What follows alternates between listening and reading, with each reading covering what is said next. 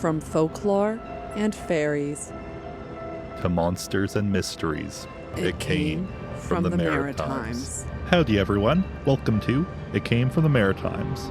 Today's topic is the surveying soul known as the Cobequid Road Railway Crossing Ghost. As a warning, this episode discusses death. Now, first I'll introduce my co-host. This is Chelsea. Hello. And I'm Evan. This area, the Cobequid Road Railway Crossing, it's close to where we went to our babysitter growing up, by the Enviro Depot there on the Cobequid Road.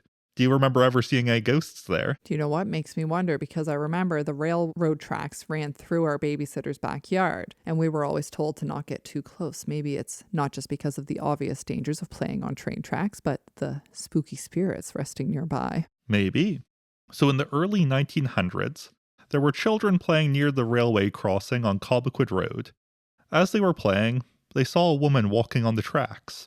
They were watching her curiously, wondering what she was doing, when they heard a train coming.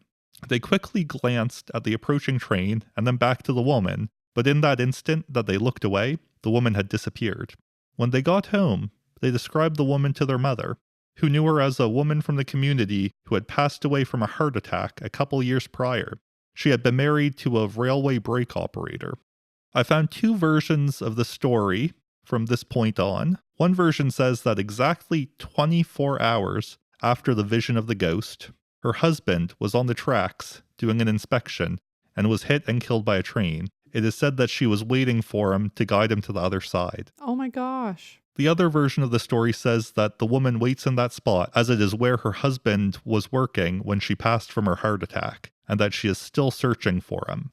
She wanted to spend time with him, but he had moved away following her death as he couldn't stand being in their home alone, and now she searches for him in the last place he had been in her life. Oh, what a heart-wrenching tale. I know, it's kind of like there's two versions and neither of them are too happy for her, unfortunately. I'm glad you're the one bringing the sad energy to this podcast for once, because normally you have the lighthearted cryptid tales and I'm the one.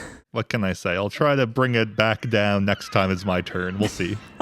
It's all about the balance. Thank you so much for listening to It Came From The Maritimes. You can find us on social media on Instagram, Facebook, TikTok at It Came From The Maritimes, on X and Blue Sky at ICFT Maritimes, and if you have any Atlantic Canada folklore you'd like to see covered in a future episode, or any spooky encounters of your own, email us at itcamefromthemaritimes@gmail.com. If you enjoy our podcast, please leave us a 5-star review. It helps people find us. Thanks for listening. Bye. Thanks.